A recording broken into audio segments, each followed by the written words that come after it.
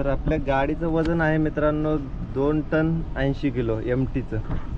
आणि आपण आहे आपल्या पहिल्या लोकेशनवरती जिथं आपल्याला गाडी लोडिंग करायची आहे.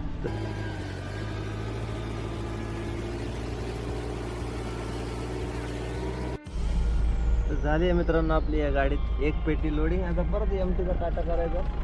12:30 वाजलेत मित्रांनो या कंपनीमधून बाहेर निघायला आपल्याला. आता जाऊया दुसऱ्या कंपनीच्या गेटवरती. तर ही आहे मित्रांनो आपलं दुसरं लोकेशन. चला पटकन गेटवरती जाऊया. त्याला सांगूया गाडी आली आहे म्हणा.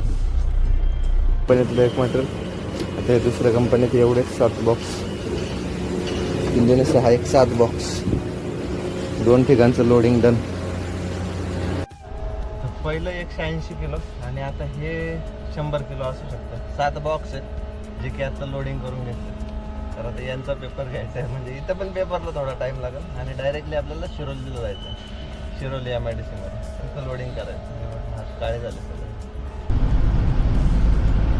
झालाय मित्रांनो आपला तिसरा पिकअप डन.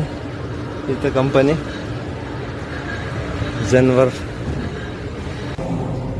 तर हे आहे मित्रांनो लोकेशन नंबर 4.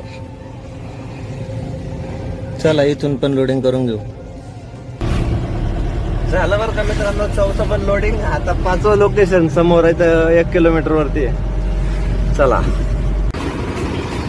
तर ते पहिलं, त्यानंतर ते बॉक्स छोटा, दुसरं, हे तिसरं, हे 4थं. 4 लोकेशन झाले.